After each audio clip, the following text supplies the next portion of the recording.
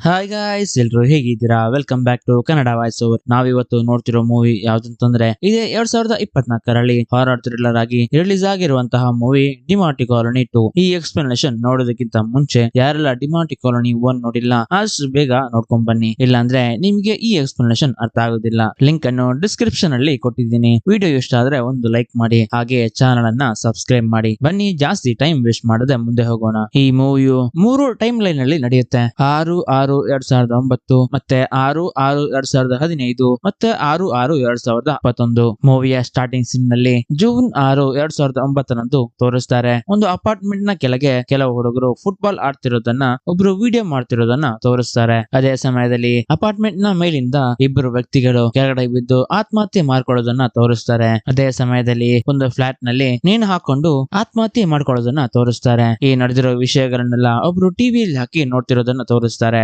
ಈ ಮೂವಿಯ ಹೀರೋಯಿನ್ ಹೆಸರು ಡೆಬಿ. ಈ ನೇಣು ಹಾಕೊಂಡು ಸತ್ತೋಗಿರೋದು ಬೇರೆ ಯಾರು ಅಲ್ಲ, ಇವರ ಹಸ್ಬೆಂಡ್ ಹೆಸರು ಸ್ಯಾಮ್. ಇವಾಗ ನಡೀತಾ ಇರೋದು 2015ರ ಟೈಮ್ ಲೈನ್. ಡೆಬಿ ರೂಮ್ ಅಲ್ಲಿ ಇರ್ಬೇಕಾದ್ರೆ ಅವರ ತಾಯಿ ರೂಮ್ ನ ಬಾಗಿಲನ್ನ ತಟ್ತಿರ್ತಾರೆ. ಡೆಬಿ ಬಾಗಿಲ್ ತೆಗಿ ಅಂತ, ಆದ್ರೆ ಇವಳು ಓಪನ್ ಮಾಡ್ಲಿಕ್ಕೆ ರೆಡಿ ಇರುದಿಲ್ಲ. ಅದೇ ಸಮಯದಲ್ಲಿ ಇವರ ಇವಳಿಗೆ ಮೊಬೈಲ್ ಗೆ ಒಂದು ಮೆಸೇಜ್ ಕಳಿಸ್ತಾರೆ, ಬಾಗಿಲ್ ತೆಗಿಯಮ್ಮ, ನಾನು ಹೊರಗಡೆ ಇದ್ದೀನಿ ಅಂತ. ಡೆಬಿ ಬಾಗಿಲ್ ತೆಗೆದು ಹೊರಗಡೆ ಬರ್ತಾಳೆ. ಇಲ್ಲಿ ಒಂದು ವಿಷಯ ನಮಗೆ ಗೊತ್ತಾಗುತ್ತೆ. ಅದು ಏನಂತಂದ್ರೆ, ಡೆಬಿ ಮತ್ತು ಅವಳು ಹಸ್ಬೆಂಡ್ ಇಬ್ರು ಲವ್ ಮಾಡ್ತಿದ್ರು. ಅವರು ಮದುವೆ ಆಗ್ಬೇಕು ಅನ್ನೋ ಅಷ್ಟರಲ್ಲಿ ಸ್ಯಾಮ್ಗೆ ಕ್ಯಾನ್ಸರ್ ಇರೋದು ಗೊತ್ತಾಗುತ್ತೆ. ಅದರಿಂದ ಸ್ಯಾಮ್ ಮದುವೆನ ನಿಲ್ಲಿಸ್ಬಿಡೋಣ ಅಂತ ಡೆಬಿಗೆ ಹೇಳ್ತಾನೆ. ಆದ್ರೆ ಡೆಬಿ ಅವನ ಮೇಲಿರುವ ಪ್ರೀತಿಯಿಂದಾಗಿ ಅವನು ಹಾಸ್ಪಿಟಲ್ ಇರ್ಬೇಕಾದ್ರೇನೆ ಸ್ಯಾಮ್ ಅನ್ನ ಮದುವೆ ಆಗ್ತಾಳೆ. ಆದ್ರೆ ಡೆಬಿ ಸ್ಯಾಮ್ ಹೇಗಾದ್ರೂ ಗುಣಮುಖ ಆಗ್ಲಿ ಅಂತ ದೇವರ ಹತ್ರ ಕೂಡ ಪ್ರಾರ್ಥಿಸಿರ್ತಾಳೆ. ಆ ಪ್ರಾರ್ಥನೆಯ ಸಲುವಾಗಿ ಕ್ಯಾನ್ಸರ್ ಇಂದ ಪೂರ್ತಿಯಾಗಿ ಸ್ಯಾಮ್ ಗುಣಮುಖರಾಗ್ತಾನೆ. ಇದರಿಂದ ಡೆಬಿಗೆ ಖುಷಿಯಾಗಿ ಡೆಬಿ ಸ್ಯಾಮ್ಗೆ ಹೇಳ್ತಾಳೆ, ಇನ್ನು ನಮ್ಮ ಜೀವನ ತುಂಬಾ ನೆಮ್ಮದಿಯಿಂದ ಸಾಗಿಸೋಣ ಅಂತ.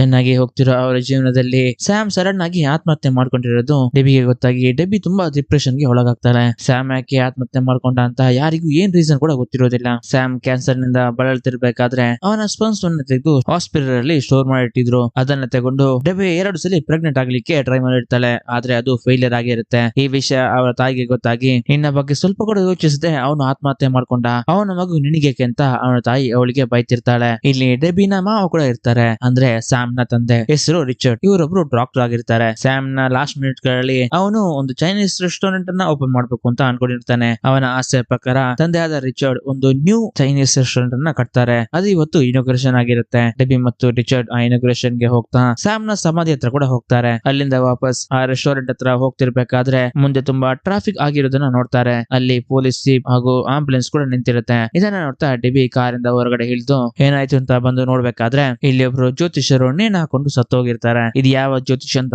ಡಿಮಾಂಟಿ ಕಾಲೋನಿ 1 ನೋಡಿದವರಿಗೆ ಗೊತ್ತಾಗುತ್ತೆ. ಶ್ರೀನಿ ಹಾಗೂ ಅವನ ಫ್ರೆಂಡ್ಸ್ ಭವಿಷ್ಯವನ್ನ ನೋಡ್ಲಿಕ್ಕೆ ಇದೇ ಜ್ಯೋತಿಷರ ಹತ್ರ ಬಂದಿರ್ತಾರೆ. ಡೆಬಿ ಆತ್ಮಹತ್ಯೆ ಮಾಡ್ಕೊಂಡಿರೋ ಪೂಜಾರಿನ ನೋಡ್ತಿದ್ದಾಗೇನೆ ಆ ಪೂಜಾರಿಯ ಫೇಸ್ ಅಲ್ಲಿ ಸ್ಯಾಮ್ ನ ವಿಜುವಲ್ಸ್ ಒಂದ್ಸಲಿ ಬಂದು ಹೋಗುತ್ತೆ. ಇದನ್ನ ನೋಡಿದ ಡೆಬಿ ಇಲ್ಲಿಂದ ಹೋಗ್ಬೇಕಾದ್ರೆ ಪಾರ್ಟ್ 1 ನಲ್ಲಿ ಇದೇ ಜ್ಯೋತಿಷನು ಶ್ರೀನಿಗೆ ಕಾಲ್ ಮಾಡಿ, ನಿಮ್ಮ ಹತ್ರ ಸ್ವಲ್ಪ ಅರ್ಜೆಂಟ್ ಆಗಿ ಮಾತಾಡ್ಲಿಕ್ಕಿದೆ ಅಂತ ಶ್ರೀನಿಗೆ ಕಾಲ್ ಮಾಡಿರ್ತಾರೆ. ಹಾಗೆ ಶ್ರೀನಿ ಜ್ಯೋತಿಷರನ್ನ ನೋಡ್ಲಿಕ್ಕೆ ಇಲ್ಲಿಗೆ ಬಂದಿರ್ತಾನೆ. ಇಲ್ಲಿ ಬಂದು ನೋಡಿದಾಗ ಜ್ಯೋತಿಷ ನೇಣು ಹಾಕಿರೋದನ್ನ ನೋಡಿ ಶಾಕ್ ಇಂದ ಇವನು ರಿಟರ್ನ್ ಆಗ್ಬೇಕಾದ್ರೆ ಡೆಬಿ ಹಾಗೂ ಶ್ರೀನಿ ಒಬ್ರಿಗೊಬ್ರು ಗುದ್ಕೊಳ್ತಾರೆ. ಆಮೇಲೆ ಇಬ್ರು ಸಾರಿ ಅಂತ ಹೇಳಿ ಶ್ರೀನಿ ಅವನ ಮನೆಗೆ ಹೋಗ್ತಾನೆ. ಡೆಬಿ ಹಾಗೂ ರಿಚರ್ಡ್ ಇವರ ಚೈನೀಸ್ ರೆಸ್ಟೋರೆಂಟ್ ಗೆ ಬರ್ತಾರೆ. ಈ ರೆಸ್ಟೋರೆಂಟ್ ಅಲ್ಲಿ ಸ್ಯಾಮ್ ನ ಫೋಟೋ ಇರುತ್ತೆ. ಆ ಫೋಟೋಗೆ ಒಂದು ಹೂವನ್ನ ಹಾಕಿ ಈ ಕಡೆ ಬರ್ಬೇಕಾದ್ರೆ ಡೆಬಿಗೆ ಪರಿಚಯ ಇರುವ ತಾವಶಿ ಅನ್ನೋ ವ್ಯಕ್ತಿ ಅವರ ಜನರ ಕೈಯಲ್ಲಿ ಇವರ ಬಿಸ್ನೆಸ್ ಚೆನ್ನಾಗಿ ಹೋಗ್ಲಿ ಅಂತ ಒಂದು ಪವರ್ಫುಲ್ ಆಗಿರೋ ಒಂದು ದೇವರ ಶಿಲೆಯನ್ನ ಇವ್ರಿಗೆ ಜೊತೆ ಕೊಟ್ಟು ಕಳ್ಸಿರ್ತಾರೆ. ಅದನ್ನ ಡೆಬಿಗೂ ಕೂಡ ಕೊಡ್ತಾರೆ. ತಾವಶಿ ಯಾರು ಅಂತಂದ್ರೆ ನಿಮಗೆ ಮುಂದೆ ಹೋಗ್ತಾ ಗೊತ್ತಾಗುತ್ತೆ. ಆಮೇಲೆ ರಿಚರ್ಡ್ ಅಂದ್ರೆ ಸ್ಯಾಮ್ ನ ತಂದೆ ಎಲ್ರಿಗೂ ಹೇಳ್ತಾರೆ, ನನ್ನ ಮಗ ಸ್ಯಾಮ್ ತೀರಿ ಹೋಗಿ ಇವತ್ತಿಗೆ 6 ವರ್ಷ ಆಯ್ತು. ಅವನಿಗೆ ಹತ್ತಿರವಾಗಿರೋರು ಎಲ್ಲಾರು ಇಲ್ಲೇ ಇದ್ದಾರೆ. ಅವನಿಗೆ ನೀವು ಏನ್ ಹೇಳ್ಬೇಕು ಅಂತ ಅನ್ಕೊಂಡಿದ್ರು ಒಂದು 2 ನಿಮಿಷ ಅದೇವರಲ್ಲಿ ಅವನಿಗೋಸ್ಕರ ಪ್ರಾರ್ಥಿಸೋಣ ಅಂತ ಹೇಳ್ತಾರೆ. ಹಾಗೆ ಎಲ್ರು ಮೌನ ಪ್ರಾರ್ಥನೆಯನ್ನ ಮಾಡ್ತಿರ್ಬೇಕಾದ್ರೆ ಸಡನ್ ಆಗಿ ಮೇಲಿಂದ ಸ್ಪೂನ್ ಗಳು ಕೆಳಗೆ ಬೀಳಲಿಕ್ಕೆ ಶುರು ಆಗುತ್ತೆ. ಅದನ್ನೇ ನೋಡ್ತಿದ್ದ ಡೆಬಿಗೆ ಸ್ಯಾಮ್ ಹೇಳಿರೋ ಮಾತುಗಳು ನೆನಪಾಗುತ್ತೆ. ಸ್ಯಾಮ್ ಕ್ಯಾನ್ಸರ್ ಪೇಷಂಟ್ ಆಗಿ ಬೆಡ್ ನಲ್ಲಿ ಇರ್ಬೇಕಾದ್ರೆ ಅವನು ಡೆಬಿಯನ್ನ ಕರೆದಿರ್ತಾನೆ. ಆವಾಗ ಡೆಬಿಗೆ ಕೇಳಿಸದ ಕಾರಣ ಇವನು ಸ್ಪೂನ್ ಗಳನ್ನೆಲ್ಲ ಕೆಳಗೆ ಹಾಕಿ ಡೆಬಿಯನ್ನ ಕರೀತಾನೆ. ಆಮೇಲೆ ಹೇಳ್ತಾನೆ, ಇನ್ ಮುಂದೆ ನಾನು ಕರಿಬೇಕು ಅಂತಂದ್ರೆ ಸ್ಪೂನ್ ಗಳನ್ನೆಲ್ಲ ಕೆಳಗಡೆ ಬೀಳಿಸ್ತೀನಿ ಅಂತ. ಆ ಮಾತುಗಳು ಡೆಬಿಗೆ ಇವಾಗ ಇಲ್ಲಿ ನೆನಪಾಗುತ್ತೆ. ಇವೆಲ್ಲ ಮೈಂಡ್ ಅಲ್ಲಿ ಓಡ್ತಾ ಇರುತ್ತೆ. ಸ್ಯಾಮ್ ನಮ್ಮ ಹತ್ರ ಏನೋ ಹೇಳಲಿಕ್ಕೆ ಬರ್ತಿದ್ದಾನೆ ಅಂತ. ಅದಕ್ಕೆ ಸ್ಯಾಮ್ ನ ತಂದೆಯಾದ ರಿಚರ್ಡ್ ನ ಕರೆದು ಸ್ವಲ್ಪ ಮಾತಾಡ್ಲಿಕ್ಕೆ ಉಂಟು ಅಂತೇಳಿ ರಿಚರ್ಡ್ ನ ಕರೆದು ಡೆಬಿ ಹೇಳ್ತಾಳೆ, ಸ್ಯಾಮ್ ನನ್ನ ಹತ್ರ ಏನೋ ಹೇಳಲಿಕ್ಕೆ ಬರ್ತಿದ್ದಾನೆ, ಅವನ ಸ್ಪಿರಿಟ್ ಜೊತೆ ನಾವು ಇನ್ನೊಂದ್ಸಲಿ ಕಮ್ಯುನಿಕೇಶನ್ ಮಾಡ್ಲಿಕ್ಕೆ ಟ್ರೈ ಮಾಡೋಣ ಅಂತ. ಆವಾಗ ರಿಚರ್ಡ್, ನಾವು ಇದಕ್ಕಿಂತ ಮುಂಚೆ ಆಲ್ರೆಡಿ ಅವನ ಆತ್ಮ ಜೊತೆ ಮಾತಾಡ್ಲಿಕ್ಕೆ ಟ್ರೈ ಮಾಡಿದೀವಿ, ಆದ್ರೆ ಅದು ಏನು ಪ್ರಯೋಜನವಾಗ್ಲಿಲ್ಲ. ಆಮೇಲೆ ನೀನು ಇದು ಟ್ರೈ ಮಾಡೋದಿಲ್ಲ ನನಗೆ ನೀನು ಪ್ರಾಮಿಸ್ ಮಾಡಿದ್ಯಾ ಅಂತ ರಿಚರ್ಡ್ ಹೇಳ್ತಾನೆ. ಅದಕ್ಕೆ ಹೇಳು ಹೇಳ್ತಾಳೆ, ಬೆಳಿಗ್ಗೆಯಿಂದ ನಡೀತಿರೋದ್ರಲ್ಲಿ ನನಗೆ ಸ್ವಲ್ಪ ವಿಯರ್ಡ್ ಆಗಿ ಫೀಲ್ ಆಗ್ತಾ ಇದೆ. ಸ್ಯಾಮ್ ನನ್ನ ಹತ್ರ ಏನೋ ಹೇಳಲಿಕ್ಕೆ ಬರ್ತಿದ್ದಾನೆ, ಪ್ಲೀಸ್ ಅಂಕಲ್ ಒಂದ್ಸಲಿ ಟ್ರೈ ಮಾಡೋಣ ಅಂತ ಹೇಳ್ತಾಳೆ. ಅದಕ್ಕೆ ರಿಚರ್ಡ್ ಕೂಡ ಓಕೆ ಅಂತ ಹೇಳ್ತಾನೆ. ಹಾಗೆ ಇವಳು ರೆಸ್ಟೋರೆಂಟ್ ಎಲ್ಲ ಕ್ಲೋಸ್ ಮಾಡಿ ಹೋಗ್ತಿರ್ಬೇಕಾದ್ರೆ ಸಡನ್ ಆಗಿ ಇರೋ ಜಾಗ ಎಲ್ಲ ಫ್ರೀಸ್ ಆಗಿ ಇದೇ ರೂಟ್ ನಲ್ಲಿರುವ ಪಕ್ಕದ ಅಂಗಡಿಯಲ್ಲಿ ಶ್ರೀನಿವಾಸನ್ ಟೀ ಕುಡಿಲಿಕ್ಕೆ ಬಂದಿರೋದನ್ನ ತೋರಿಸ್ತಾರೆ. ಇಲ್ಲಿಗೆ ಸೀನ್ ಕಟ್ ಆಗಿ ಹೈದರಾಬಾದ್ ನಲ್ಲಿ ತೋರಿಸ್ತಾರೆ. 6/6/2015 ಅನ್ನೋ ಟೈಟಲ್ ಅನ್ನ ಹಾಕ್ತಾರೆ. ಇಲ್ಲಿ ಶ್ರೀನಿ ತರನೇ ಇನ್ನೊಬ್ಬ ವ್ಯಕ್ತಿಯನ್ನ ತೋರಿಸ್ತಾರೆ. ಇವನ ಹೆಸರು ರಘುನಂದನ್. ಆಮೇಲೆ ಇವರ ಚಿಕ್ಕಪ್ಪನನ್ನ ತೋರಿಸ್ತಾರೆ. ಇವನ ಹೆಸರು ದಯಾಳನ್. ಇವರೊಬ್ಬ ಅಡ್ವೊಕೇಟ್. ರಘುನಂದನ್ ತಂದೆ 2 ಮದುವೆ ಆಗಿರ್ತಾರೆ. ಇದು 2ನೇ ವೈಫ್. ಇದು ಅವರ ಮಗಳು ಅರ್ಚನಾ. ರಘುನ ತಂದೆ ದೊಡ್ಡ ಬಿಸ್ನೆಸ್ ಮ್ಯಾನ್ ಆಗಿರ್ತಾನೆ. ಹಾಗೆ ಅವರ ನೇಮಲ್ಲಿ ಕೋಟಿ ಕೋಟಿ ಆಸ್ತಿಗಳು ಇರ್ತವೆ. ಅವರು ತೀರಿ ಹೋದ ಕಾರಣ ಅವರ ವಸ್ತುಗಳನ್ನೆಲ್ಲ ಯಾರಿಗೆ ಎಷ್ಟು ಪರ್ಸೆಂಟೇಜ್ ಅಂತ ಡಿವೈಡ್ ಮಾಡ್ಲಿಕ್ಕೆ ಇವರು ಇಲ್ಲಿ ಸೇರಿರ್ತಾರೆ. ರಘುನಂದನ್ ಅವರ ತಂದೆ ಬರೆದಿರುವಂತಹ ಹಕ್ಕು ಪತ್ರವನ್ನ ಅವ್ರ ಚಿಕ್ಕಪ್ಪನಾದ ದಯಾಳನ್ ಓಪನ್ ಮಾಡಿ ಹೇಳ್ತಾರೆ. ನನ್ನ 2500 ಕೋಟಿ ಆಸ್ತಿಯಲ್ಲಿ 25% ನನ್ನ ದೊಡ್ಡ ಮಗನಾದ ರಘುನಂದನ್ ಹೆಸರಲ್ಲಿ ಬರ್ದಿರ್ತೀನಿ. ಮತ್ತೆ ನನ್ನ 2ನೇ ಹೆಂಡತಿಯ ಮಗಳು ಅರ್ಚನಾ ಹೆಸರಲ್ಲಿ 5% ಅನ್ನ ಬರ್ದಿರ್ತೀನಿ ಅಂತ.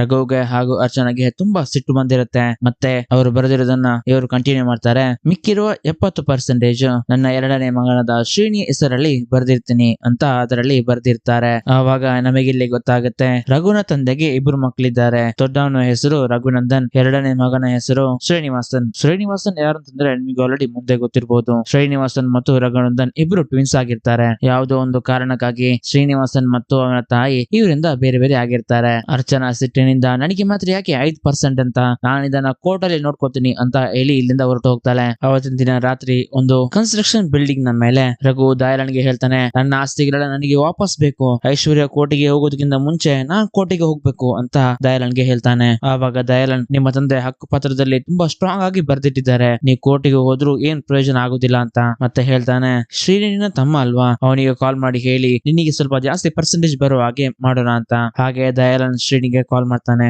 ಶ್ರೀನಿ ರಿಸೀವ್ ಮಾಡಿ ಯಾರು ಅಂತ ಕೇಳಿದಾಗ ದಯಾಳನ್, ನಾನಿನ್ನ ಚಿಕ್ಕಪ್ಪ ಮಾತಾಡ್ತಿರೋದು ಅಂತ ಹೇಳ್ತಾನೆ. ಆವಾಗ ಶ್ರೀನಿ, ನನ್ನ ತಾಯಿ ಸಾಯೋದಕ್ಕಿಂತ ಮುಂಚೆ ನನಗೊಂದು ವಿಷಯ ಹೇಳಿದ್ಲು, ನಮ್ಮನ್ನ ನಡು ರೋಡಲ್ಲಿ ಬಿಟ್ಟವರು ಸಂಬಂಧಿಕರು ಯಾರಾದ್ರೂ ಕಾಲ್ ಮಾಡಿದ್ರೆ ಅವರನ್ನ ಅಟ್ಟಿಸ್ಕೊಂಡು ಹೋಗಿ ಚಪ್ಪಲಲ್ಲಿ ಹೊಡಿಯೋಕೆ ಹೊಡ್ ಕಳ್ಸು ಅಂತ ತಾಯಿ ಹೇಳಿದ್ಲು, ಮುಚ್ಕೊಂಡು ಫೋನ್ ಇಡು ಅಂತ ಹೇಳ್ತಾನೆ ಶ್ರೀನಿ. ಇಲ್ಲಿ ಫ್ರೀಸ್ ಆಗಿರೋ ಸೀನ್ ಇಲ್ಲೇ ಕಂಟಿನ್ಯೂ ಆಗುತ್ತೆ. ಇವರು ಟೀ ಶಾಪ್ ನ ಪಕ್ಕದಲ್ಲಿ ಇರ್ಬೇಕಾದ್ರೆ ಡೆಬಿ ಕೂಡ ಇವರು ಇರುವ ಶಾಪ್ ಅನ್ನೇ ಹಾದು ಹೋಗ್ತಾಳೆ. ಹಾಗೆ ರಿಚರ್ಡ್ ಮತ್ತು ಡೆಬಿ ತಾವಶಿ ಅನ್ನೋರ್ನ ಮೀಟ್ ಆಗ್ತಾರೆ. ನಾನು ಆವಾಗ್ಲೇ ಹೇಳಿದ ತಾವಶಿ ಬೇರೆ ಯಾರೋ ಅಲ್ಲ, ಇವರೇ. ಎಲ್ಲಾ ವಿಷಯಗಳನ್ನ ರಿಚರ್ಡ್ ತಾವಶಿಗೆ ಹೇಳಿರ್ತಾರೆ. ತಾವಶಿ ಹೇಳ್ತಾರೆ, ನಾವ್ ಇದುವರೆಗೂ ಎಷ್ಟೋ ಆತ್ಮಗಳ ಜೊತೆ ಮಾತಾಡಿದೀವಿ, ಆದ್ರೆ ಸ್ಯಾಮ್ ಜೊತೆ ಮಾತಾಡ್ಲಿಕ್ಕೆ ಆಗ್ತಾ ಇಲ್ಲ. ಅವನ ಆತ್ಮದ ಜೊತೆ ನಮಗೆ ಮಾತಾಡ್ಲಿಕ್ಕೆ ಆಗ್ಲಿಲ್ಲ ಅಂದ್ರೆ ಅವನಿಗೆ ನಿನ್ನ ಜೊತೆ ಮಾತಾಡ್ಲಿಕ್ಕೆ ಇಷ್ಟ ಇಲ್ಲ, ಇಲ್ಲ ಅಂದ್ರೆ ಯಾವ್ದಾದರೊಂದು ಬೇರೆ ಆವಿಗಳ ಲೋಕದಲ್ಲಿ ಸಿಲುಕಿ ಹಾಕಿಕೊಂಡು ಅವನಿಗೆ ಬರ್ಲಿಕ್ಕೆ ಆಗದೇನು ಇರಬಹುದು. ನಾವಿವಾಗ ಅವನ ಆತ್ಮ ಜೊತೆ ಮಾತಾಡ್ಬೇಕು ಅಂತ ಅನ್ಕೊಂಡ್ರು ನಮ್ಮ ಆತ್ಮ ಅವನಿರುವ ಆ ಲೋಕಕ್ಕೆ ಹೋಗ್ಬೇಕು. ಅಲ್ಲಿ ಎಲ್ಲಾದ್ರೂ ಚಿಕ್ಕ ತಪ್ಪು ನಡೆದ್ರು ಕೂಡ ನಾವು ಆ ಲೋಕದಲ್ಲಿಯೇ ಸಿಕ್ಕಿ ಹಾಕಿಕೊಳ್ಳೋ ಪರಿಸ್ಥಿತಿ ಕೂಡ ಆಗ್ಬಹುದು ಅಂತ ತಾವಶಿ ಹೇಳ್ತಾರೆ. ಆದ್ರೆ ಡೆಬಿ ನನಗೆ ಅವನ ಆತ್ಮ ಜೊತೆ ಮಾತಾಡ್ಲೇಬೇಕು ಅಂತ ತಾವಶಿಗೆ ಹೇಳ್ತಾಳೆ. ತಾವಶಿಯು ಅದಕ್ಕೆ ಬೇಕಾಗಿರೋ ಪೂಜೆಗಳನ್ನ ಮಾಡ್ಲಿಕ್ಕೆ ರೆಡಿ ಆಗ್ತಾರೆ. ತಾವಶಿ ಡೆಬಿಗೆ ಒಂದು ಪೆನ್ ತರ ಇರುವ ವಸ್ತುವನ್ನ ಕೊಟ್ಟು, ಸ್ಯಾಮ್ ನಮ್ಮ ಹತ್ರ ಇದರಿಂದಾನೇ ಮಾತಾಡ್ಲಿಕ್ಕೆ ಟ್ರೈ ಮಾಡಬಹುದು, ಆದ್ರೆ ನೀನು ನಾನು ಯಾವಾಗ ವಾಪಸ್ ಬಾ ಅಂತ ಹೇಳ್ತೀನೋ ಆವಾಗ್ಲೂ ನೀನು ವಾಪಸ್ ಬರ್ಬೇಕು, ಇಲ್ಲ ಅಂದ್ರೆ ದೊಡ್ಡ ಪ್ರಾಬ್ಲಮ್ ಆಗ್ಬಹುದು ಅಂತ ಹೇಳ್ತಾರೆ ತಾವಶಿ ಮತ್ತು ಅವನ ಜೊತೆ ಇರೋ ಮಂಕ್ಗಳು ಯಾವುದೋ ಒಂದು ಮಂತ್ರನ ಹೇಳಲಿಕ್ಕೆ ಸ್ಟಾರ್ಟ್ ಮಾಡ್ತಾರೆ. ಅದೇ ಸಮಯದಲ್ಲಿ ಡೆಬಿಯ ಆತ್ಮವು ಬಂದು ಆತ್ಮಗಳು ಇರೋ ಲೋಕಕ್ಕೆ ಬಂದು ಬೀಳುತ್ತೆ. ಡೆಬಿಯು ಇಲ್ಲಿ ತುಂಬಾ ಆತ್ಮಗಳು ಕಿರ್ಚಾಡ್ತಿರೋದನ್ನ ನೋಡ್ತಾಳೆ. ಹಾಗೆ ಡೆಬ್ಬಿ ಅಲ್ಲಿರೋ ಸ್ಟೆಪ್ ಗಳನ್ನ ಹತ್ತ ಹೋಗ್ತಿರ್ಬೇಕಾದ್ರೆ ಇಲ್ಲಿ ಹೆಲ್ಪ್ ಹೆಲ್ಪ್ ಅಂತ ಬರಲಿಕ್ಕೆ ಕೂಡ ಸ್ಟಾರ್ಟ್ ಮಾಡ್ತಾಳೆ ಡೆಬಿ. ಹಾಗೆ ಡೆಬಿ ಮುಂದೆ ಹೋಗ್ತಿರ್ಬೇಕಾದ್ರೆ ಯಾರೋ ಒಬ್ರು ರಾಜನ್ ತರ ಕೂತ್ಕೊಳ್ಳೋದನ್ನ ಕೂಡ ನೋಡ್ತಾಳೆ. ಹಾಗೆ ನೋಡ್ತಿದ್ದಾಗೇನೆ ಒಂದೇ ಕ್ಷಣಕ್ಕೆ ಎಲ್ಲ ಬ್ಲಾಂಕ್ ಆಗಿ ಇವಳ ಕಣ್ ಮುಂದೆ ತುಂಬಾ ಆತ್ಮಗಳು ನೇಣು ಹಾಕಿರೋ ಸ್ಥಿತಿಯಲ್ಲಿ ಇರೋದನ್ನ ಇವಳು ನೋಡ್ತಾಳೆ. ಇಲ್ಲಿ ಇವಳು ಭಯದಿಂದ ಇರ್ಬೇಕಾದ್ರೆ ಅಲ್ಲಿ ಇವಳು ಹೆಲ್ಪ್ ಹೆಲ್ಪ್ ಅಂತಾನೆ ಬರೀತಿರ್ತಾಳೆ. ಅದೇ ಸಮಯದಲ್ಲಿ ಇವಳಿಗೆ ಒಂದು ಆತ್ಮ ಕಾಣಿಸುತ್ತೆ.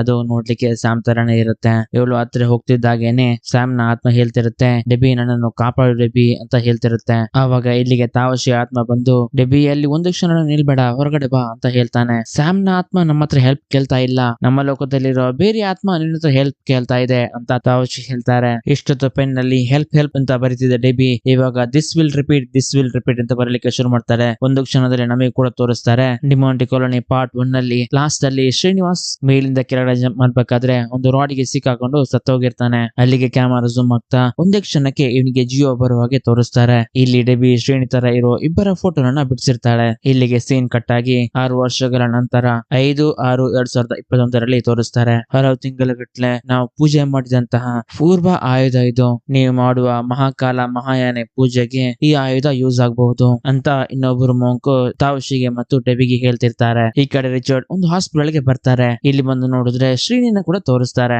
ಇವರಿಗೆ ಹೇಗೆ ಶ್ರೀನಿಯ ಪರಿಚಯ ಆಯ್ತು ಅಂತ ನಿಮಗೆ ಸ್ವಲ್ಪ ಹೊತ್ತಲ್ಲೇ ಗೊತ್ತಾಗುತ್ತೆ. ಶ್ರೀನಿವಾಸನ್ ಇಲ್ಲಿ ಒಂದು ಲೈಫ್ ಸಪೋರ್ಟ್ ನಿಂದ ಇನ್ನೂ ಜೀವಂತವಾಗಿದ್ದಾರೆ ಅಂತ ನಮಗೆ ಇಲ್ಲಿ ಗೊತ್ತಾಗುತ್ತೆ. ರಿಚರ್ಡ್ ಶ್ರೀನಿವಾಸನ್ ಅನ್ನು 6 ವರ್ಷಗಳಿಂದ ಲೈಫ್ ಸಪೋರ್ಟ್ ನಲ್ಲಿ ಇಟ್ಕೊಂಡು ಕಾಪಾಡ್ಕೊಂಡು ಬರ್ತಿದ್ದಾರೆ. ಐಶ್ವರ್ಯ ಕೋರ್ಟ್ ಅಲ್ಲಿ ಹಾಕಿರುವ ಕೇಸ್ ಇನ್ನೂ ನಡೀತಾನೆ ಇರುತ್ತೆ. ಆ ಕಾರಣಕ್ಕಾಗಿ ರಿಚರ್ಡ್ ಇವರನ್ನ ಇಲ್ಲಿ ಇಡುದು ಬೇಡ, ಇವ್ನ ಬೇರೆ ಕಡೆ ಶಿಫ್ಟ್ ಮಾಡಿ ಅಂತ ರಿಚರ್ಡ್ ಅವನ ಜನರಿಗೆ ಹೇಳ್ತಾನೆ. ಈ ಕಡೆ ಕೋರ್ಟ್ ನಲ್ಲಿ ತೋರಿಸ್ತಾರೆ. ದಯಾಳನ್ ಹೇಳ್ತಿರ್ತಾರೆ, ರಘುನ ತಮ್ಮ ಆಗಿರುವ ಶ್ರೀನಿವಾಸನ್ ಸಾವು ಬದುಕಿನ ನಡುವೆ ವೆಂಟಿಲೇಟರ್ ನ ಸಹಾಯದಿಂದ ಇವಾಗ ಇದ್ದಾರೆ. ಎಲ್ಲಾ ಡಾಕ್ಟರ್ ಕೂಡ ಅವನು ಬದುಕಿದಿಲ್ಲ ಅಂತ ಸರ್ಟಿಫೈಡ್ ಕೂಡ ಮಾಡಿದ್ದಾರೆ. ಅದಕ್ಕಾಗಿ ಅವನನ್ನ ವೆಂಟಿಲೇಟರ್ ಇಂದ ಹೊರಗಡೆ ತೆಗಿಬೇಕು ಅಂತ ಇವರು ಕೋರ್ಟ್ ನಲ್ಲಿ ಹೇಳ್ತಿರ್ತಾರೆ. ಅಂದ್ರೆ ಶ್ರೀನಿವಾಸ್ ಸತ್ರೆ ಅವನಿಗಿಂತ ಇರುವ 70% ಆಸ್ತಿಗಳೆಲ್ಲ ರಘುನಂದನಿಗೆ ಹೋಗುತ್ತೆ ಅಂತ. ಹಾಗೆ ಕೋರ್ಟ್ ಕೂಡ ಶ್ರೀನಿವಾಸನ ವೆಂಟಿಲೇಟರ್ ಇಂದ ತೆಗಿಲಿಕ್ಕೆ ಆದೇಶವನ್ನು ಕೂಡ ನೀಡ್ತಾರೆ. ಈ ವಿಷಯವನ್ನ ಐಶ್ವರ್ಯ ಡೆಬಿಗೆ ಕಾಲ್ ಮಾಡಿ ಹೇಳ್ತಾಳೆ. ಮುಂದಿನ ಸೀನ್ ನಲ್ಲಿ ರಘು ಮತ್ತು ದಯಾಳನ್ ಹಾಸ್ಪಿಟಲ್ ಗೆ ಹೋಗಿ ಶ್ರೀನಿ ಎಲ್ಲಿದ್ದಾನೆ ಅಂತ ಜಗಳ ಮಾಡ್ಲಿಕ್ಕೆ ಶುರು ಮಾಡ್ತಾರೆ. ಯಾಕೆಂದ್ರೆ ಶ್ರೀನಿನ ಆಲ್ರೆಡಿ ಇಲ್ಲಿದ್ದ ಬೇರೆ ಕಡೆಗೆ ಶಿಫ್ಟ್ ಮಾಡಿರ್ತಾರೆ.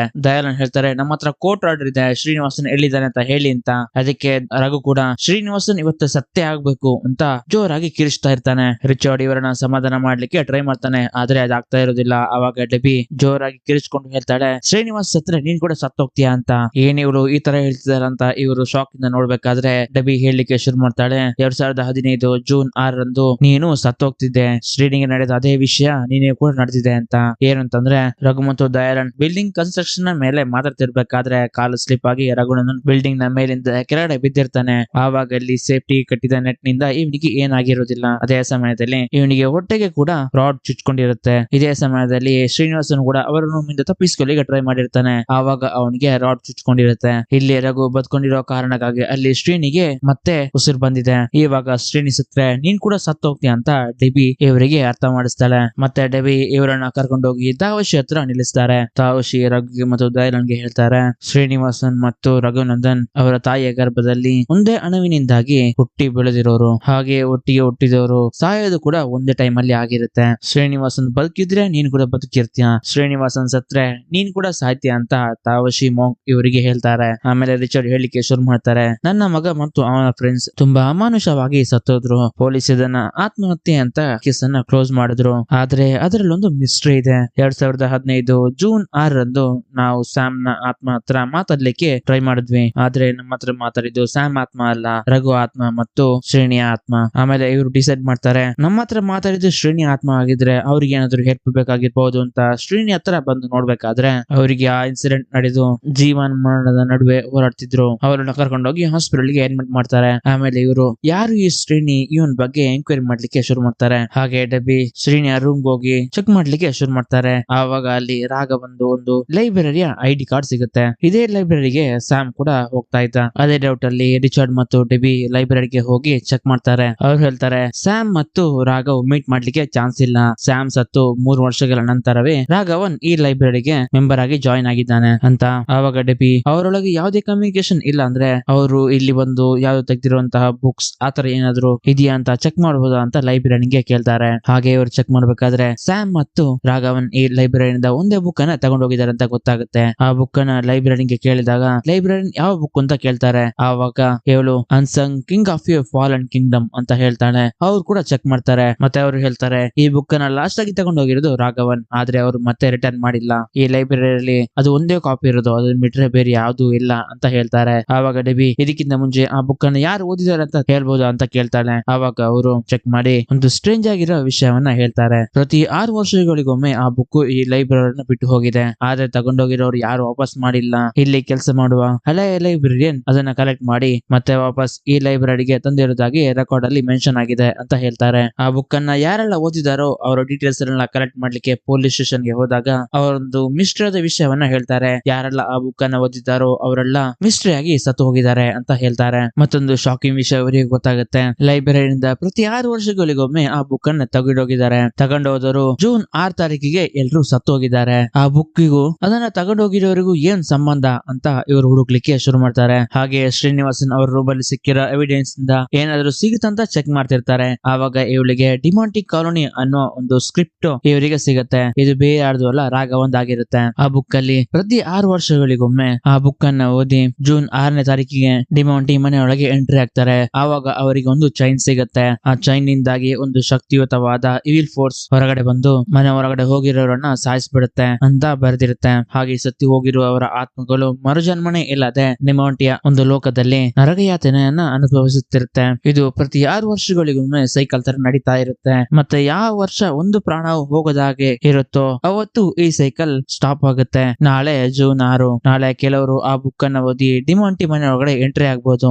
ಅವರನ್ನು ಮತ್ತು ಸ್ಕ್ರೀನ್ ಬಲಿ ಕೊಡೋದ ಹಾಗೆ ನೋಡ್ಕೊಂಡ್ರೆ ಈ ಸೈಕಲ್ ಅನ್ನ ಫುಲ್ ಆಗಿ ಸ್ಟಾಪ್ ಮಾಡಬಹುದು ಅಂತ ರಿಚರ್ಡ್ ಇವರಿಗೆ ಅರ್ಥ ಆಗುವ ಹಾಗೆ ಹೇಳ್ತಾರೆ. ಮತ್ತೆ ಹೇಳ್ತಾರೆ, ಇದು ನಿಮ್ಮ ಪ್ರಾಬ್ಲಮ್ ಮಾತ್ರ ಅಲ್ಲ, ಎಲ್ಲ ಒಂದ್ ಕಡೆ ನನ್ನ ಮಗನ ಆತ್ಮವು ತೊಂದರೆಗೆ ಸಿಕ್ಕಿಕೊಂಡಿದೆ ಅಂತ ನನಗೂ ಅನಿಸ್ತಾ ಇದೆ. ಸ್ಯಾಮ್ ನ ಆತ್ಮಕ್ಕೆ ಶಾಂತಿ ಸಿಗ್ಲಿ ಅಂತ ನಾನು ಇದೆಲ್ಲ ಮಾಡ್ತಾ ಇರೋದು. ಪ್ಲೀಸ್ ಇದಕ್ಕೆ ಒಪ್ಕೊಳ್ಳಿ ಅಂತ ರಿಚರ್ಡ್ ಅವರಿಗೆ ರಿಕ್ವೆಸ್ಟ್ ಮಾಡ್ತಾರೆ. ಮುಂದಿನ ಸೀನ್ ನಲ್ಲಿ ಶ್ರೀನಿಯನ್ನ ಎಲ್ಲಿಗೆ ಶಿಫ್ಟ್ ಮಾಡಿದಾರೋ ಅಲ್ಲಿಗೆ ರಘು ಹಾಗೂ ದಯಾಳನ್ನ ಕರ್ಕೊಂಡು ಹೋಗ್ತಾರೆ. ಇಲ್ಲಿ ದಾವಶಿ ಹಾಗೂ 3 ಮುಂಕುಗಳು ಕೂಡ ಇಲ್ಲೇ ಇರ್ತಾರೆ. ಮಹಾಕಾಲ ಮಹಾಯಾನ ಪೂಜೆ ಮಾಡ್ಲಿಕ್ಕೆ ಇದು ಸರಿಯಾದ ಪ್ಲೇಸ್ ಕೂಡ ಅಂತ ಹೇಳ್ತಾರೆ. ಇಲ್ಲಿ ದಾವಶಿ ಹೇಳ್ತಾರೆ, ಇಲ್ಲೇ ಪೂಜೆಗಳನ್ನೆಲ್ಲ ಇವ್ರು ನೋಡ್ಕೋತಾರೆ. ನಿಮ್ಮಲ್ಲಿ ಯಾರಾದ್ರೂ ಒಬ್ರು ಶ್ರೀನಿಯನ್ನ ನೋಡ್ಕೊಳ್ಳಿಕ್ಕೆ ನಿಂತ್ಕೊಳ್ಳಿ, ಮಿಕ್ಕಿರೋರೆಲ್ಲ ಡಿಮಾಂಟಿ ಕಾಲೋನಿ ಹತ್ರ ಹೋಗಿ ಅಲ್ಲಿ ಏನು ಪ್ರಾಬ್ಲಮ್ ಆಗದ ಹಾಗೆ ನೋಡ್ಕೊಳ್ಳಿ ಅಂತ ಹೇಳ್ತಾರೆ. ರಿಚರ್ಡ್ ಡಾಕ್ಟರ್ ಆಗಿರೋ ಕಾರಣಕ್ಕಾಗಿ ಮೆಡಿಕಲ್ ಸಪೋರ್ಟ್ ಗೋಸ್ಕರ ರಿಚರ್ಡ್ ಇಲ್ಲೇ ನಿಂತ್ಕೊಳ್ತಾರೆ. ಮಿಕ್ಕಿರೋರೆಲ್ಲ ಡಿಮಾಂಟಿ ಕಾಲೋನಿ ಹತ್ರ ಹೋಗ್ತಾರೆ. ಇಲ್ಲಿ ಒಂದು ಟೈಟಲ್ ಅನ್ನ ಹಾಕ್ತಾರೆ, 6/6/2021 ಅಂತ. ಇವರೆಲ್ಲ ಡಿಮಾಂಟಿ ಕಾಲೋನಿ ಹತ್ರ ರೀಚ್ ಆಗಿ ಸ್ವಲ್ಪ ತಾಗ್ಬೇಕಾದ್ರೆ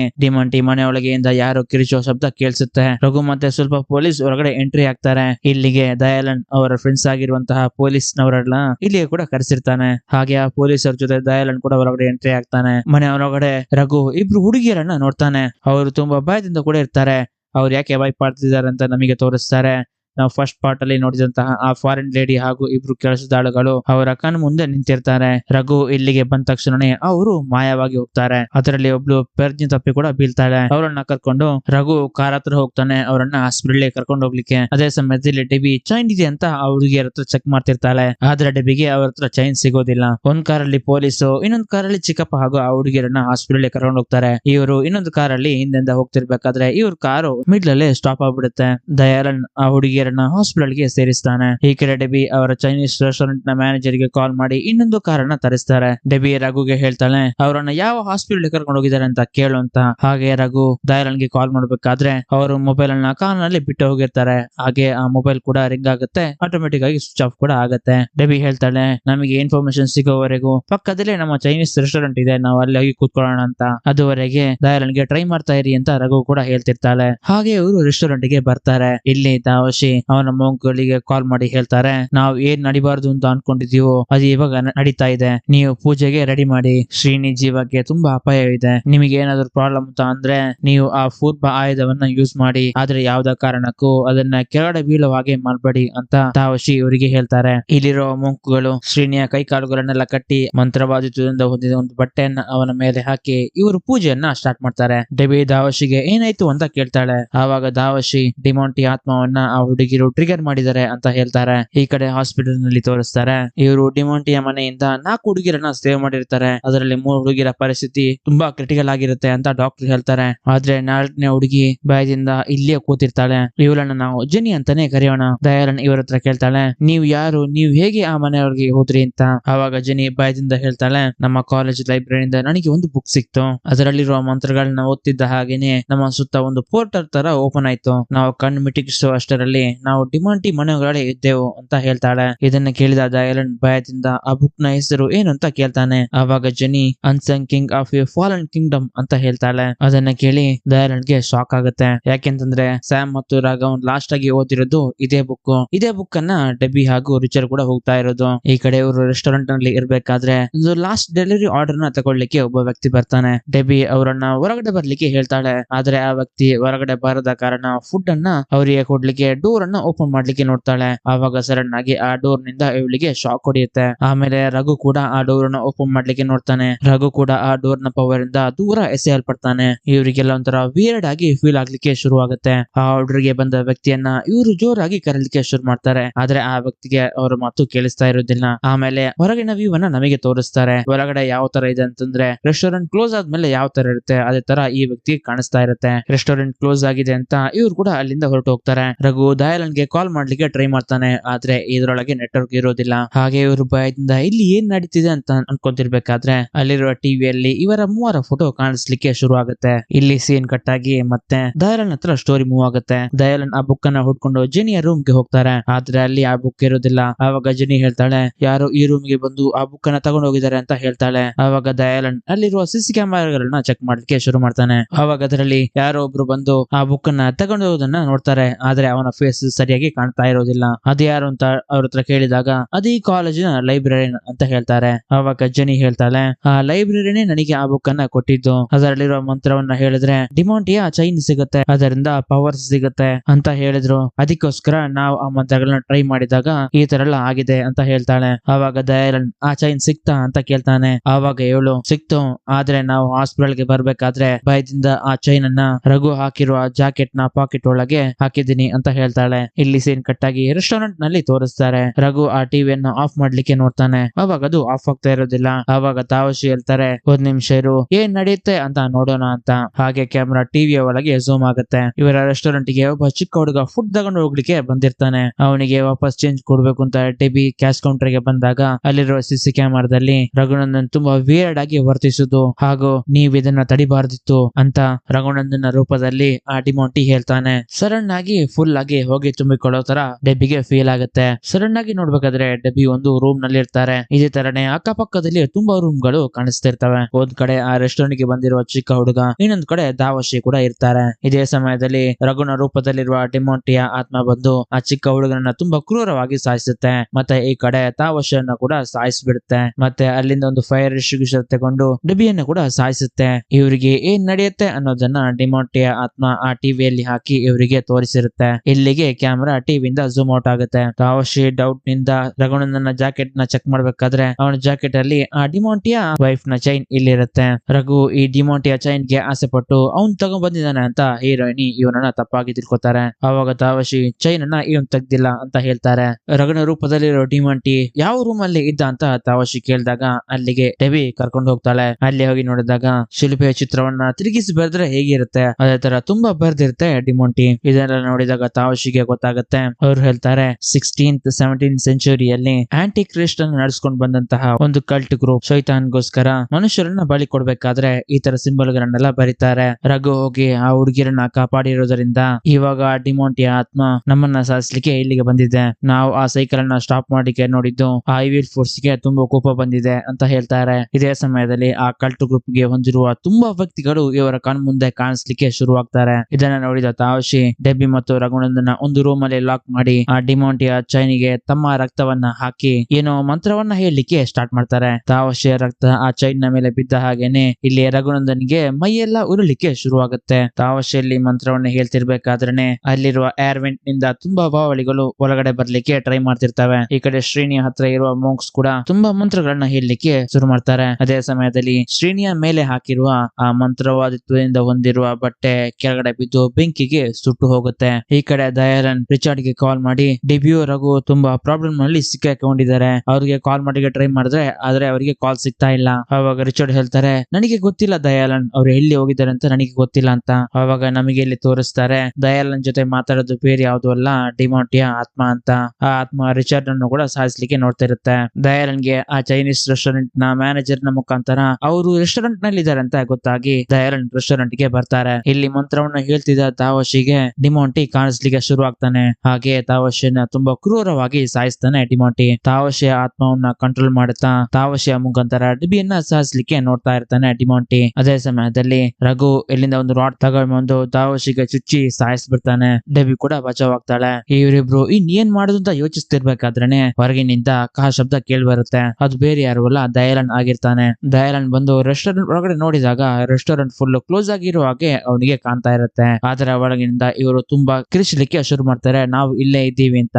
ಆದ್ರೆ ದಯಾಲನ್ಗೆ ಅದು ಗೊತ್ತಾಗ್ತಾ ಇರೋದಿಲ್ಲ. ರಘು ಅಲ್ಲಿಂದ ಒಂದು ಫೈರ್ ಎಕ್ಸ್ಟಿಂಗ್ವಿಷರ್ ತಗೊಬಂದು ಅಲ್ಲಿರುವ ವಿಂಡೋವನ್ನ ಒಡೆದು ಹಾಕ್ತಾನೆ. ಆದ್ರೆ ಅದು ಒಡೆದು ಹಾಕಿದ ಹಾಗೇನೆ ಲೇಯರ್ ಬೈ ಲೇಯರ್ ಆಗಿ ಹೋಗ್ತಾನೆ ಇರುತ್ತೆ. ಇದನ್ನ ನೋಡಿದ ಇಬ್ರಿಗೂ ಶಾಕ್ ಆಗುತ್ತೆ. ಅದೇ ಸಮಯದಲ್ಲಿ ಆವಾಗ್ಲೇ ಹೊರಗಡೆ ಬರ್ಲಿಕ್ಕೆ ನೋಡಿದ ಬಾವಳಿಗಳು ಇವರ ಮೇಲೆ ಅಟ್ಯಾಕ್ ಮಾಡ್ಲಿಕ್ಕೆ ಶುರು ಮಾಡುತ್ತೆ. ಡೆಬ್ಬಿ ಆ ರೆಸ್ಟೋರೆಂಟ್ ನ ಮಧ್ಯದಲ್ಲಿ ಕೂಡ ಇರ್ತಾಳೆ. ಬಾವಳಿಗಳು ಇವಳು ಇರುವ ಜಾಗಕ್ಕೆ ಬರದುದನ್ನ ಗಮನಿಸಿದ ಡೆಬ್ಬಿ ಇಲ್ಲಿ ಯಾಕೆ ಬರ್ಲಿಲ್ಲ ಅಂತ ಯೋಚಿಸ್ತಿರ್ಬೇಕಾದ್ರೆ ತಾವಶಿಯ ಮಂಕ್ಗಳು ಒಂದು ದೈವಿಕ ಶಕ್ತಿ ಇರೋ ಒಂದು ಶಿಲೆಯನ್ನ ರೆಸ್ಟೋರೆಂಟ್ ಸ್ಟಾರ್ಟಿಂಗ್ ಅಲ್ಲಿ ಕೊಟ್ಟಿರ್ತಾರೆ. ಅದನ್ನ ಇದೇ ಜಾಗದಲ್ಲಿ ಅವರು ಊತಿರ್ತಾರೆ, ಅದರಿಂದ ಒಂದು ಪಾಸಿಟಿವ್ ಎನರ್ಜಿ ಬರುತ್ತೆ ಅಂತ. ರಘು ಕೂಡ ಆ ಬಾವಲಿ ಜೊತೆ ಫೈಟ್ ಮಾಡ್ತಾ ಇವನು ಕೂಡ ಡೆಬಿ ಇರುವ ಜಾಗಕ್ಕೆ ಬಂದು ಬೀಳ್ತಾನೆ. ಇದನ್ನ ನೋಡಿದ ಇವನಿಗೆ ಕೂಡ ಆಶ್ಚರ್ಯವಾಗುತ್ತೆ. ಇದೇ ಟೈಮ್ ಅಲ್ಲಿ ದಯಾಳನ್ ರೆಸ್ಟೋರೆಂಟ್ ಅಲ್ಲಿ ಯಾರು ಇಲ್ಲ ಅಂತ ಇಲ್ಲಿಂದ ಹೋಗ್ತಿರ್ತಾರೆ. ರಘು ಪ್ಲಾನ್ ಮಾಡಿ ಇಲ್ಲಿರುವ ಚೇರ್ಸ್ ಗಳನ್ನೆಲ್ಲ ಜೋಡಿಸಿ ಟಾಪ್ ಮೇಲಿಂದ ಹೊರಗಡೆ ಹೋಗೋಣ ಅಂತ ಪ್ಲಾನ್ ಮಾಡ್ತಾನೆ. ಹಾಗೆ ಚೇರ್ ಗಳನ್ನೆಲ್ಲ ಜೋಡಿಸಿ ರಘು ಮೇಲೆ ಹೋಗ್ತಿರ್ಬೇಕಾದ್ರೆ ಆ ಬಾವಲಿಗಳ ಮಧ್ಯೆ ಡೆಬಿಗೆ ಸ್ಯಾಮ್ ನ ಆತ್ಮ ಕಾಣಿಸ್ಲಿಕ್ಕೆ ಶುರುವಾಗುತ್ತೆ. ಸ್ಯಾಮ್ ಹೇಳ್ತಾನೆ, ನನ್ನನ್ನ ಕಾಪಾಡು ಡೆಬಿ, ನೀನ್ ಅನ್ಕೊಂಡಿರೋ ಹಾಗೆ ನಾನ್ ನಿನ್ ಜೊತೆ ಬರ್ತಾ ಇದ್ದೀನಿ, ನೀನು ಪ್ರೆಗ್ನೆಂಟ್ ಆಗಿದ್ಯಾ ಅಂತ ಆ ಆತ್ಮ ಹೇಳ್ತಾ ಇರುತ್ತೆ. ನನ್ನನ್ನು ಬಂದು ಕಾಪಾಡು ಡೆಬಿ ಅಂತ ಆ ಬಾವಲಿಗಳ ಮಧ್ಯೆಯಿಂದ ಸ್ಯಾಮ್ ನ ಆತ್ಮ ಹೇಳ್ತಾ ಇರುತ್ತೆ. ಡೆಬಿ ಸ್ವಲ್ಪ ಕೂಡ ಯೋಚನೆ ಮಾಡದೇನೆ ಸ್ಯಾಮ್ ನ ಹತ್ರ ಹೋಗ್ತಿರ್ಬೇಕಾದ್ರೆ ರಘು ಬಂದು ಡೆಬಿಯನ್ನ ಕಾಪಾಡ್ತಾನೆ. ಮತ್ತೆ ರಘು ಹೇಳ್ತಾನೆ, ಸ್ಯಾಮ್ ಯಾವತ್ತೂ ಸತ್ತೋಗಿದ್ದಾನೆ, ಅದು ಸ್ಯಾಮ್ ಅಲ್ಲ ಅಂತ. ಆದ್ರೂ ಕೂಡ ಸ್ಯಾಮ್ ನ ಆತ್ಮ ನನ್ನನ್ನ ಕಾಪಾಡು ಡೆಬಿ ಅಂತ ಹೇಳ್ತಾನೆ ಇರುತ್ತೆ. ಆವಾಗ ರಘು ಹೇಳ್ತಾನೆ, ನೀವ್ ಇಲ್ಲಿ ಬನ್ನಿ ಸರ್, ನಿಮ್ಮನ್ನ ನಾನ್ ಕರ್ಕೊಂಡು ಹೋಗ್ತೀನಿ ಅಂತ.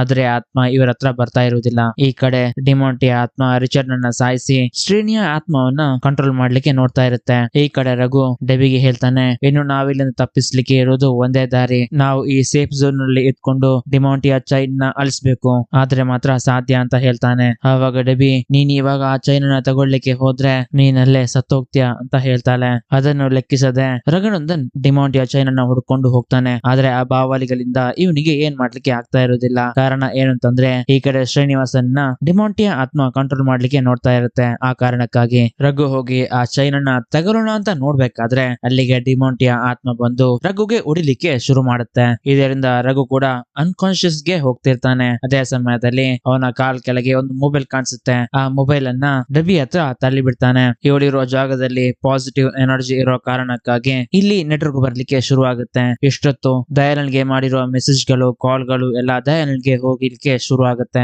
ದಯಾಳನ್ ರಿಟರ್ನ್ ಆಗಿ ರಘುಗೆ ಕಾಲ್ ಮಾಡ್ತಾನೆ. ಆವಾಗ ಡೆಬಿ ರಿಸೀವ್ ಮಾಡಿ ಇಲ್ಲಿ ನಡೆದಂತ ವಿಷಯಗಳನ್ನೆಲ್ಲ ತಿಳಿಸ್ತಾಳೆ. ಇದನ್ನ ಡಿಮಾಂಟಿಯ ಆತ್ಮ ಕೂಡ ಸಿಟ್ಟಿನಿಂದ ನೋಡ್ತಾ ಇರುತ್ತೆ. ಈ ಕಡೆ ಶ್ರೇಣಿಯನ್ನ ಫುಲ್ ಆಗಿ ಕಂಟ್ರೋಲ್ ಗೆ ತಗೊಂಡ ಡಿಮಾಂಟಿಯ ಆತ್ಮವು ಇಲ್ಲಿರೋ ಮೊಗ್ಗಲ ಮೇಲೆ ಅಟ್ಯಾಕ್ ಮಾಡಿ ಇಬ್ಬರನ್ನ ಸಾಯಿಸ್ಬಿಡುತ್ತೆ. ಅದೇ ಸಮಯದಲ್ಲಿ ಆ ಫೂರ್ಬ ಆಯುಧ ಕೆಳಗಡೆ ಬೀಳೋ ಟೈಮ್ ಅಲ್ಲಿ ಅದನ್ನ ಚಿಕ್ಕ ಮೊಗ್ ಕೈಯಲ್ಲೇ ಹಿಡ್ಕೊತಾನೆ. ಈ ಕಡೆ ಡಿಮಾಂಟಿ ಅನ್ಕಾನ್ಶಿಯಸ್ ನಲ್ಲಿರುವ ರಘು ಹಾಗೂ ತಾವಶನ್ನ ಎಳ್ಕೊಂಡು ಹೋಗಿ ಒಂದ್ ಕಡೆ ಹೋಗಿ ಹಾಕ್ತಾನೆ. ಇದೇ ಸಮಯದಲ್ಲಿ ಕಲ್ಟ್ ಗುಂಪಲಿಗೆ ಸೇರಿದಂತಹ ತುಂಬಾ ಜನರು ಕೂಡ ಡಿಮಾಂಟಿಯ ಹಿಂದೆನೆ ಹೋಗ್ತಿರ್ತಾರೆ. ಹಾಗೆ ಡಿಮಾಂಟಿ ಮತ್ತು ಎಲ್ಲರೂ ಯಾರ್ದೋ ಮುಂದೆ ಕೈ ಚಾಚಿ ಈ ಬಲಿಯನ್ನ ತಗೊಳ್ಳಿ ಅಂತ ಹೇಳ್ತಾರೆ. ಇಲ್ಲಿ ಡೆಬಿ ಆ ಮೊಬೈಲ್ ನ ಮುಖಾಂತರ ಟಾಪ್ ನ ಮೇಲಿಂದ ದಯಾಳನ್ಗೆ ಬರ್ಲಿಕ್ಕೆ ಹೇಳ್ತಾಳೆ. ಹಾಗೆ ದಯಾಳನ್ ಮೇಲಿಂದ ಟಾಪ್ ಅನ್ನ ಓಪನ್ ಮಾಡಿ ಕೆಳಗಡೆ ನೋಡ್ಬೇಕಾದ್ರೆ ಅಲ್ಲಿ ಡೆಬಿ ಇರ್ತಾಳೆ. ಡೆಬಿಯನ್ನ ಹೇಗಾದ್ರೂ ಕಾಪಾಡಬೇಕು ಅಂತ ದಯಾಳನ್ ಅಲ್ಲಿರೋ ಬ್ಯಾನರ್ ಗಳನ್ನೆಲ್ಲ ಹರಿದು ಒಂಥರ ಹಗ್ಗ ಮಾಡಿ ಡೆಬಿಯನ್ನ ಮೇಲೆ ಕೆತ್ತಲಿಕ್ಕೆ ಟ್ರೈ ಮಾಡ್ತಿರ್ತಾನೆ. ಅದೇ ಸಮಯದಲ್ಲಿ ಡಿಮಾಂಟಿಯ ಆತ್ಮವು ತಾವಶಿಯನ್ನ ಬಲಿ ತೆಗೆದುಕೊಳ್ಳುತ್ತೆ. ಇನ್ನು ಡಿಮಾಂಟಿಯ ಆತ್ಮ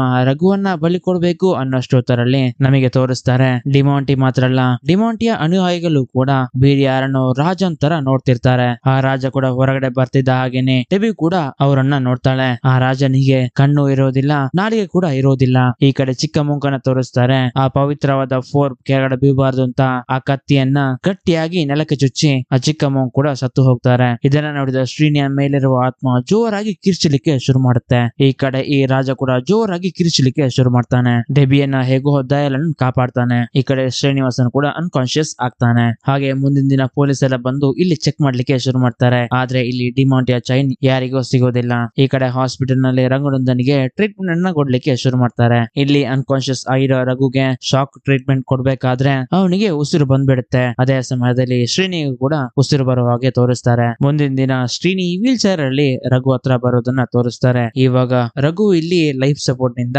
ಉಸಿರಾಡ್ಲಿಕ್ಕೆ ಸ್ಟಾರ್ಟ್ ಮಾಡಿರ್ತಾನೆ. ನಡೆದಿರುವ ವಿಷಯಗಳನ್ನೆಲ್ಲ ದಯಾಳನ್ ಹಾಗೂ ಡೆಬಿ ಶ್ರೀನಿವಾಸನ್ಗೆ ಹೇಳ್ತಾರೆ. ಮತ್ತೆ ದಯಾಳನ್ ಶ್ರೇಣಿಗೆ ಹೇಳ್ತಾರೆ, ರಘು ಬದುಕ್ಲಿಕ್ಕೆ ಚಾನ್ಸ್ ಇಲ್ಲ ಅಂತ ಡಾಕ್ಟರ್ ಹೇಳಿದ್ರು. ಅವನು ಇವಾಗ ಲೈಫ್ ಸಪೋರ್ಟ್ ನಿಂದ ಜೀವಂತವಾಗಿದ್ದಾನೆ. ಅವನಿನ್ನು ಬದುಕಿರ್ಬೇಕಾ ಸಾಯ್ಬೇಕಂತ ಇನ್ನು ನೀನ್ ಡಿಸೈಡ್ ಮಾಡ್ಬೇಕು ಅಂತ ದಯಾಳನ್ ಹೇಳ್ತಾನೆ. ಆವಾಗ ಶ್ರೇಣಿ, ಅವನು ಬದುಕ್ತಾನೆ, ನಾನು ಬದುಕಿಸ್ತೀನಿ. ಜೂನ್ 6, 2027 ಈ ಸೈಕಲ್ ಅನ್ನ ನಾನು ಕಂಪ್ಲೀಟ್ ಮಾಡ್ತೀನಿ. ಇನ್ನು ಡಿಮಾಂಟಿಯಿಂದ ಒಂದು ಜೀವ ಕೂಡ ಹೋಗ್ಬಾರ್ದು ಅಂತ ಶ್ರೇಣಿ ಹೇಳ್ತಾನೆ. ಆವಾಗ ಡೆಬಿ ಹೇಳ್ತಾಳೆ, ಬಲಿ ಕೊಡ್ತಾ ಇರೋದು ಡಿಮಾಂಟಿಗಲ್ಲ, ಅವನ ಮೇಲೆ ಇರುವ ಯಾರೋ ಒಬ್ರಿಗೆ. ಅವನು ರಾಜನ್ ತರ ಇದ್ದ, ಅವನಿಗೆ ಕಣ್ಣುಗಳು ಇಲ್ಲ, ಹಾಗೆ ನಾಲಿಗೆ ಕೂಡ ಇಲ್ಲ. ಸತ್ತಿರುವ ಎಲ್ಲರೂ ಅವನನ್ನೇ ರಾಜನ್ ತರ ನೋಡ್ತಾ ಇದ್ರು. ನಮಗೆ ಇಲ್ಲಿ ಆ ರಾಜ ಯಾರು ಅಂತ ತೋರಿಸ್ತಾರೆ. ಪೋರ್ಚುಗಲ್ 15th ಸೆಂಚುರಿಯಲ್ಲಿ ಒಂದು ರಾಜನಿಗೆ ಕಣ್ಣಿಗೆ ಚಾಕುವಿನಿಂದ ಚುಚ್ಚಿ ಅವನ ನಾಲಿಗೆಯನ್ನ ತುಂಡರಿಸಿ ಸಾಯಿಸಿದ್ದಾರೆ. ಆವಾಗ ಜನಿ, ಅದೇ ರಾಜನ ಬಗ್ಗೆ ನಾನು ಬುಕ್ ಅಲ್ಲಿ ಕೂಡ ಓದಿದ್ದೆ, ಅವ್ರು ಕೂಡ ಒಬ್ಬ ಬ್ಲೈಂಡ್ ಅಂತ ಹೇಳ್ತಾಳೆ. ಆವಾಗ ದಯಾಲನ್ ಆ ಬುಕ್ ಅನ್ನ ಆ ಲೈಬ್ರರಿನೇ ತಗೊಂಡಿರ್ಬೇಕು. ಈ ಹುಡುಗಿರಿಗೆ ನಡೆದಿರೋ ವಿಷಯ ಮಾತ್ರ ಅಲ್ಲ,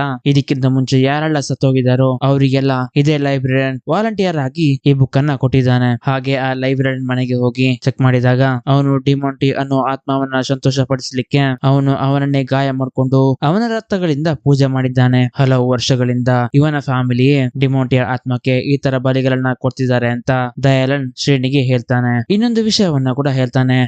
ಪರಂಪರೆಯಿಂದ ಅದನ್ನ ಸೇಫ್ ಆಗಿಟ್ಟು ಪ್ರತಿ 6 ವರ್ಷಗಳಿಗೊಮ್ಮೆ ಯಾರು ಸಾಯ್ಬೇಕು ಯಾರು ಸಾಯ್ಬಾರ್ದು ಅನ್ನೋದನ್ನ ಅವರು ಡಿಸೈಡ್ ಮಾಡಿ ಸಾಯಿಸ್ತಿದ್ದಾರೆ ಅಂತ ಹೇಳ್ತಾರೆ. ಆವಾಗ ಶ್ರೇಣಿ ಅವನ ಕುಟುಂಬಕ್ಕೂ ಡಿಮಾಂಟಿಗೂ ಏನ್ ಸಂಬಂಧ, ಅವರೆಲ್ಲ ಯಾರು, ಯಾಕಾಗಿ ಈ ಬಲಿಗಳನ್ನ ಕೊಡ್ತಿದ್ದಾರೆ, ಅದನ್ನ ನಾವು ಕಂಡುಹಿಡಿಬೇಕು. ಇನ್ಯಾರಾದ್ರೂ ಆ ಬುಕ್ ಅನ್ನ ಓದೋದಕ್ಕಿಂತ ಮುಂಚೆ ನಾವು ಆ ಲೈಬ್ರರಿ ಎಲ್ಲಿದ್ದಾನೆ ಅಂತ ಕಂಡುಹಿಡಿಬೇಕು ಅಂತ ಶ್ರೇಣಿ ಹೇಳ್ತಾನೆ. ಇಲ್ಲಿ ಸೀನ್ ಕಟ್ ಆಗಿ ನಮಗೆ ತೋರಿಸ್ತಾರೆ ಬಿಹಾರ್ನ ಯಾವುದೋ ಒಂದು ಜಾಗದಲ್ಲಿ ಆ ಲೈಬ್ರರಿಯನ್ ಒಬ್ಬನನ್ನ ಮರಕ್ಕೆ ಕಟ್ಟಿ ಹಾಕಿ ಅವನ ಮೇಲೆ ಪೆಟ್ರೋಲ್ ಅನ್ನ ಹಾಕಿ ಸಾಯಿಸ್ಲಿಕ್ಕೆ ರೆಡಿ ಮಾಡ್ತಿರ್ತಾರೆ. ಆವಾಗ ನಮಗೆ ತೋರಿಸ್ತಾರೆ ಡೆಬಿ ಹುಡುಕ್ತಿರೋ ಆ ಬುಕ್ ಅಂದ್ರೆ unsung king of a fallen Kingdom, ಆ ಬುಕ್ ಇವನ ಹತ್ರ ಇರುತ್ತೆ. ಹಾಗೆ ಲೈಬ್ರರಿ ಇವನ ಕೈಯನ್ನ ಮುಂದೆ ಮಾಡಿ ಈ ಬಲಿಯನ್ನ ತೆಗೆದುಕೋ ಅಂತ ಡಿಮಾಂಟಿಗೆ ಹೇಳ್ತಾನೆ. ಮತ್ತೆ ಅವನ ಕೈಯಲ್ಲಿರೋ ಲೈಟರ್ ನಿಂದ ಬೆಂಕಿಯನ್ನು ಹೊತ್ತಿಸಿ ಆ ವ್ಯಕ್ತಿಯನ್ನ ಕೂಡ ಸಾಯಿಸ್ತಾನೆ. ಹಾಗೆ ಇಲ್ಲಿಗೆ ಸೀನ್ ಕಟ್ ಆಗಿ ಪಾರ್ಟ್ 3 ಅನ್ನೋ ಟೈಟಲ್ ಅನ್ನ ಹಾಕ್ತಾರೆ. ಇಲ್ಲಿಗೆ ಡಿಮಾಂಟಿ ಕಾಲೋನಿ ಪಾರ್ಟ್ 2 ಮೂವಿ ಎಂಡ್ ಆಗುತ್ತೆ. ನೀವು ಇಲ್ಲಿವರೆಗೆ ಈ ಎಕ್ಸ್ಪ್ಲನೇಷನ್ ನೋಡಿದಿರ ಅಂತಂದ್ರೆ ಪಕ್ಕ ನಿಮಗೆ ಇಷ್ಟ ಆಗಿರುತ್ತೆ. ಹಾಗೆ ಇಷ್ಟ ಆದ್ರೆ ಒಂದು ಲೈಕ್ ಮಾಡಿ, ಹಾಗೆ ಚಾನಲ್ ಅನ್ನ ಸಬ್ಸ್ಕ್ರೈಬ್ ಮಾಡಿ. ನೀವು ಮಾಡುವ ಪ್ರತಿಯೊಂದು ಲೈಕ್ಸ್ ನನಗೆ ಮುಂದಿನ ವಿಡಿಯೋಸ್ ಮಾಡ್ಲಿಕ್ಕೆ ಮೋಟಿವೇಶನ್ ಆಗಿರುತ್ತೆ. ಆದಷ್ಟು ಬೇಗ ಇನ್ನೊಂದು ಮೂವಿಯೊಂದಿಗೆ ನಿಮ್ಮನ್ನ ಭೇಟಿ ಆಗ್ತೀನಿ. Thanks for watching. Bye, take care. ಸಿಗೋಣ ಮುಂದಿನ ವಿಡಿಯೋದಲ್ಲಿ.